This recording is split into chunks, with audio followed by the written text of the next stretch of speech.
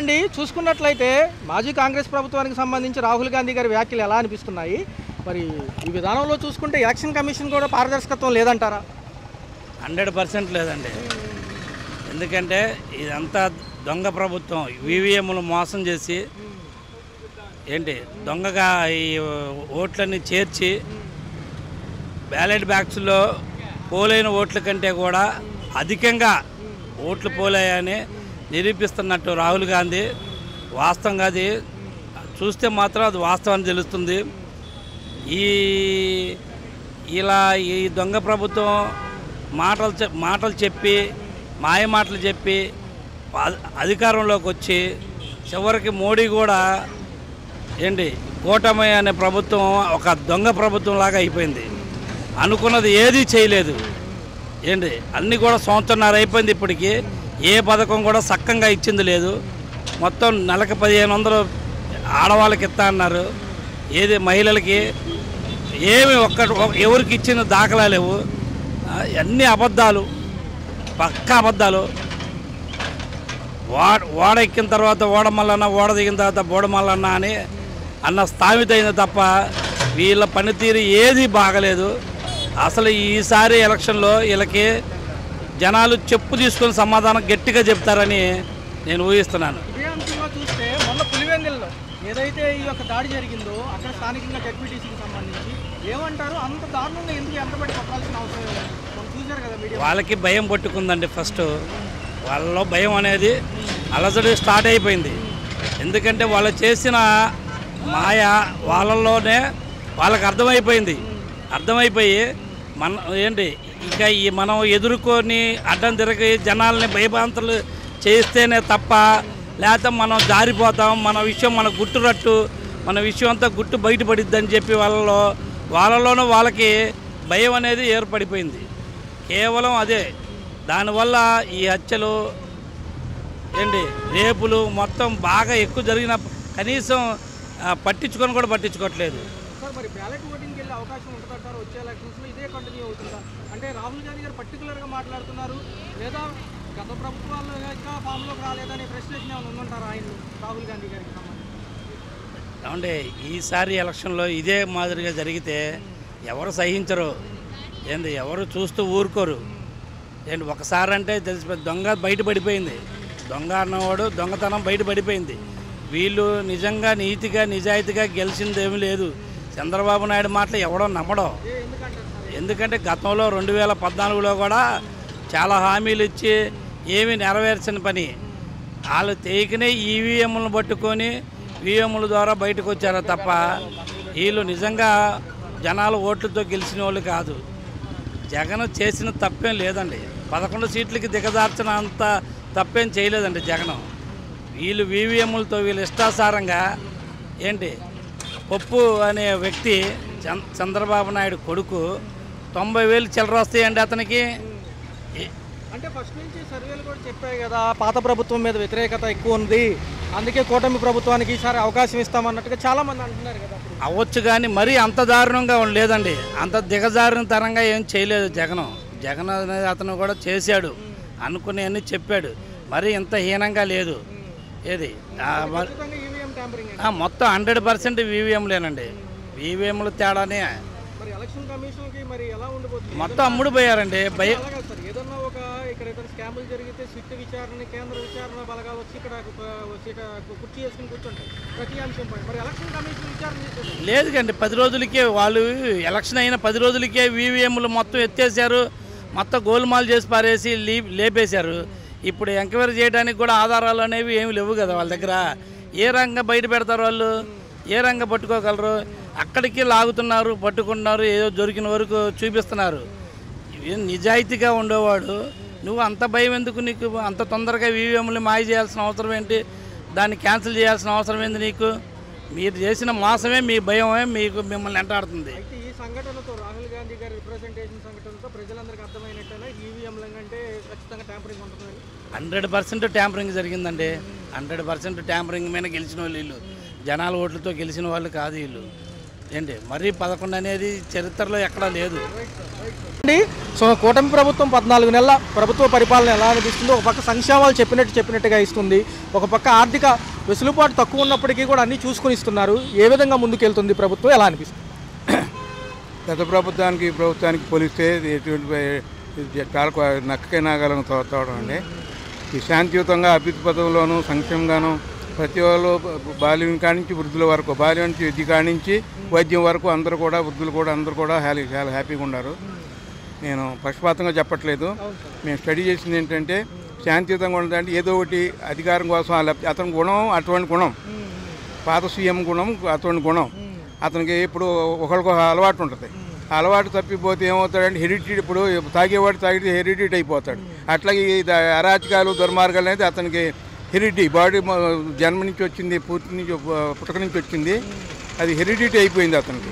Heredity అయిన వల్ల దాన్ని తట్టుకోలేకపోతున్నాడు అతనికి. నీకు అసలు ఈ విధంగా అయితే మానసికంగా కొంచెం ఇబ్బంది అని మామూలు వైద్యులు కూడా చెప్పారు. అందువల్ల అరాచకం ఏదో ఒకటి అవినాశులు పెట్టి అది చేసి చేయాలంటున్నారు. పోలీసు బంధు పెట్టారు, చిన్న కార్యక్రమం అంటున్నాడు.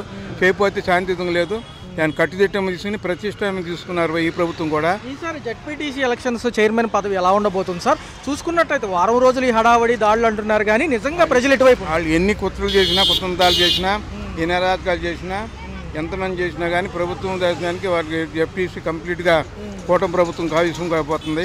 దాంట్లో ఎటువంటి లేదు. బీటీ రవి గారి భార్య లత గారు ఇదవుతుంది, ఆమె చైర్మన్ అవుద్ది, ఎటువంటి సందేహం లేదు. ఎందుకంటే మాజీ ముఖ్యమంత్రి గారి నియోజకవర్గం కాబట్టి ఆయన టెన్షన్ పట్టుకుంది అంటున్నారు, నిజమేనా? అది ఇక్కడ నుంచి ఇప్పుడు ఇక్కడ అయిపోతే ఇంకా అతనికి ఇతనికి ఇంకా ఇదైపోతాడు, సైకలాజికల్గా ఫీల్ అయిపోయి ఏదో చేస్తాడని అనుకుంటాడు. కానీ అతను వల్ల కాదు. ఎందుకంటే ప్రజలు కూడా చెప్పే రోజులు పోయినాయి, చెప్పడం రోజులు పోయినాయి.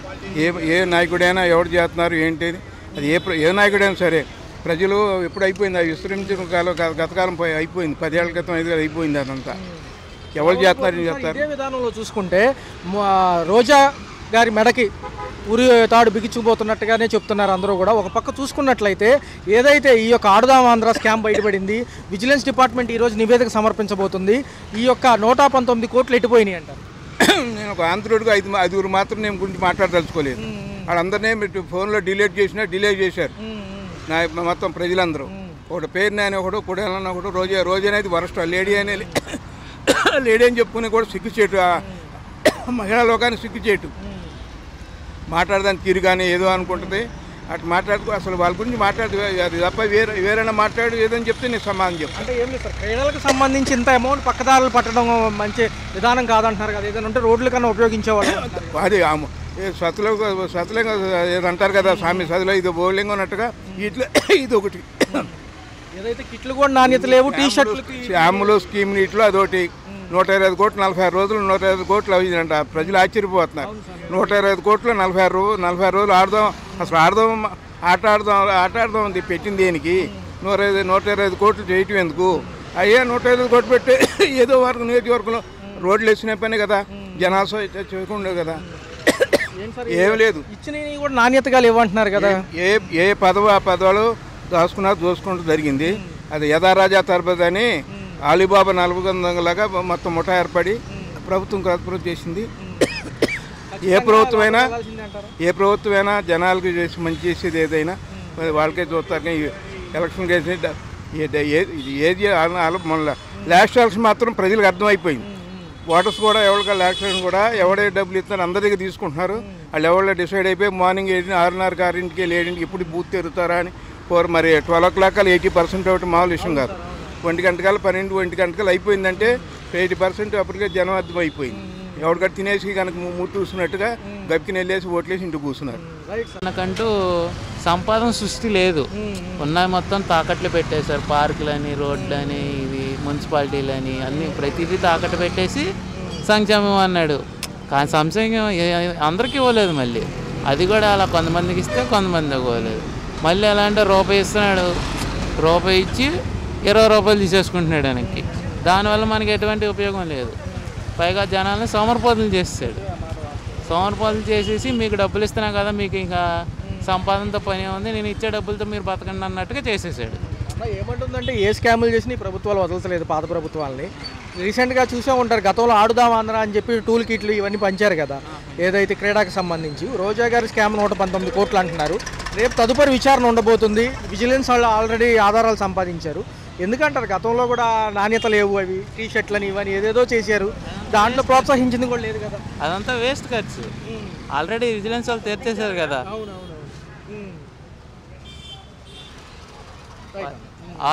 వాళ్ళు మొత్తం తేల్చేశారు, మీదంతా నకిలీది, నాణ్యత లేనిది, అనవసరంగా ఇది ఆడదాం క్రీడ అనే దాని పేరు చెప్పుకొని మొత్తం వాళ్ళకి వాళ్ళు డబ్బులన్నీ పంచుకున్నారు.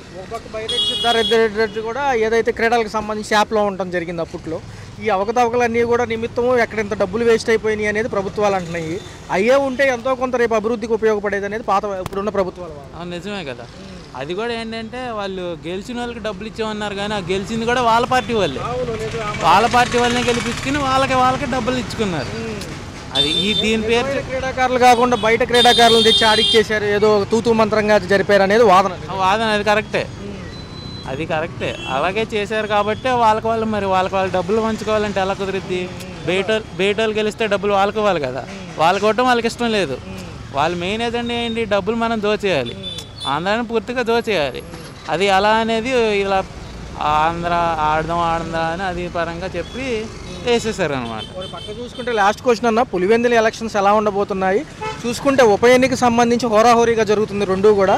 ఇటుపక్క టీడీపీ, ఇటుపక్క బీజేపీ అంటున్నారు, మళ్ళీ ఒక పక్క వైసీపీ అంటున్నారు. ఎలా ఉంటుంది? గతంలో గొడవలు కూడా జరిగినాయి కదా వారం క్రితం.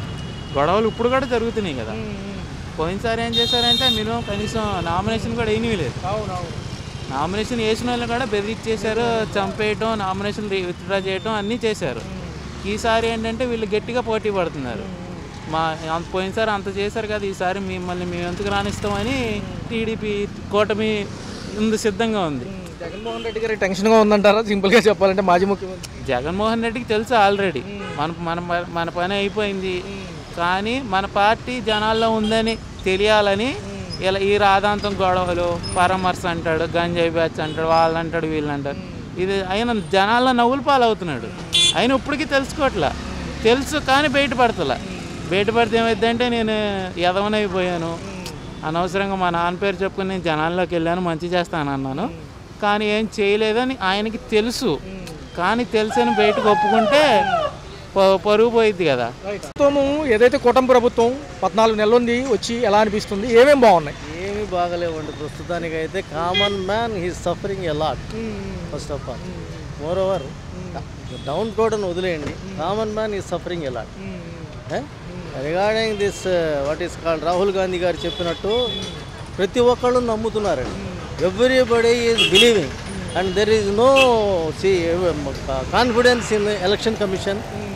Even in judiciary also these people are not in a proper condition. It is not going in a proper way. So common man is not quite unsatisfactory with this government. I am telling, common man is not satisfactory. Sir రాష్ట్రాల్లో కూడా మన రాష్ట్రంలో పర్టికులర్గా జిల్లాల మార్పు ఎలా అనిపిస్తుంది? కొత్త జిల్లాలు యాడ్ అవ్వడం వల్ల పాత జిల్లాలు కొన్ని తీసేయడం వల్ల ఏమైనా ఇబ్బందులు ఉంటాయా? ఇబ్బందులు అంటే ఏముందండి, కొత్త జిల్లాలు అంటే ప్రతి దానికి ఆధార్ కార్డు, ప్రతి address change, everything common man has to his own do. ఆడు చేయట్లేదు కదా, గవర్నమెంట్ ఏం చేయట్లేదు. జిల్లా మార్చింది, ఇప్పుడు ఎన్టీఆర్ గారు మార్చింది, మేము కృష్ణాలో ఉన్నాం ఫస్ట్ నుంచి. ఇప్పుడు ఎన్టీఆర్గా మార్చాలంటే మళ్ళీ మనమే పడాలి కదా తిప్పలు. అది ఎన్టీఆర్ లేకపోతే వాళ్ళు ఒప్పుకోవట్లేదు. సార్ పులివెందుల జడ్పీటీసీ చైర్మన్ పదవి కోసం రసాభాసగా ఒక వారం నుంచి చూస్తున్నారు. దాడులు కానివ్వండి, లేకపోతే గొడవలు కానివ్వండి, ఎలా ఉండబోతుంది? మరి కూటమి ఏమన్నా కైవసం చేసుకుంటుందా, మాజీ ప్రభుత్వాలకు దక్కుతుందా? తెలియదండి, అంతగా తెలియదు. చూస్తున్నారు కదా, వార్తల్లో వార్తల్లో చూస్తున్నాం.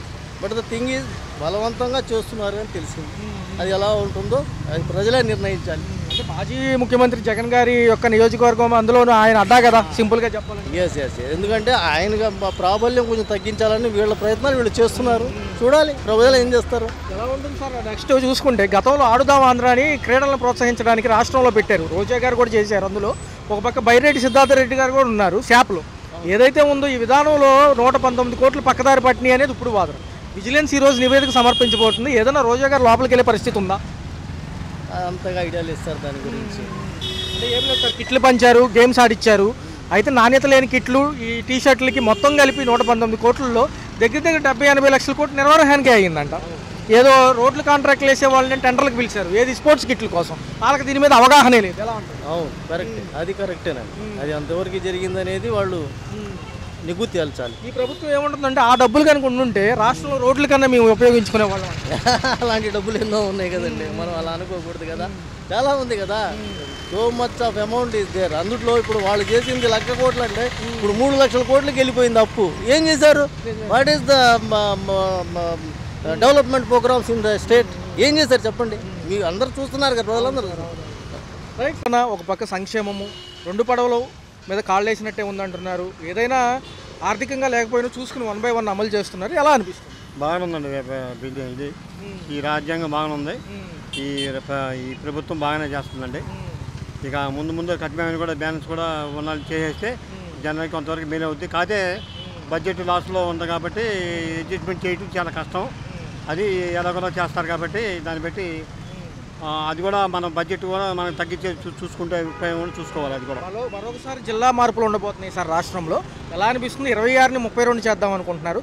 కొన్ని నియోజకవర్గాలు కలుస్తున్నాయి, కొన్ని విడిపోతున్నాయి, సరిహద్దులు కూడా నిర్ణయిస్తామంటున్నారు. మంచి విధానమేనా మరొకసారి 32 అంటే?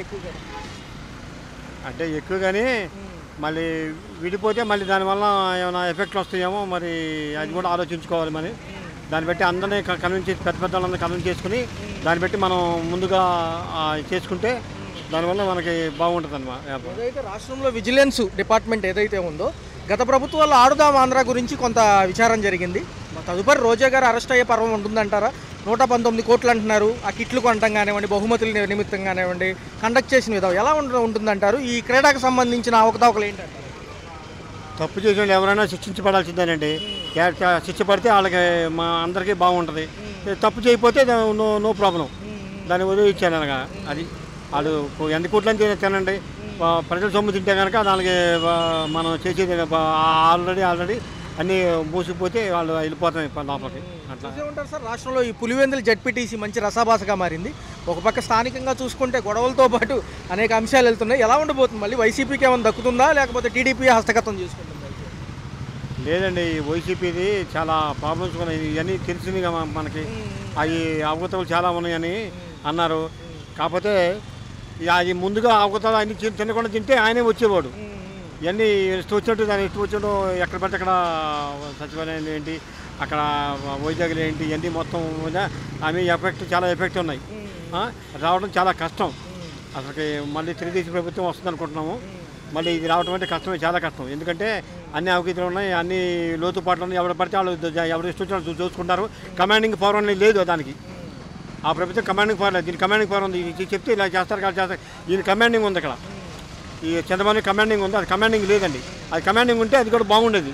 ఆయన ఇష్టం ఇచ్చారు, అది ఎవరికి ఇష్టం ఎవరు దోచి తింటాం, ఎవరికాళ్ళు చేయటం, ఈయనకి తింటాం, ఆయన తింటాం, ఎవరికాళ్ళు తోచుంది తినేయటం వల్ల కొంతవరకు ప్రాబ్లం వచ్చేసిందండి. అది హలో, తెలుగు రాజ్యం ఛానల్ చూస్తున్నారా? సామాజిక రాజకీయ జీవన చిత్రణే తెలుగు రాజ్యం. అతిశయోక్తులు అసత్యాలు ఉండవు. రాజకీయ కోణం కాదు, ప్రజా కోణమే కొలబద్ద. తెలుగు రాజ్యం వీక్షణ మీ ఉత్తమ అభిరుచికి నిదర్శనం.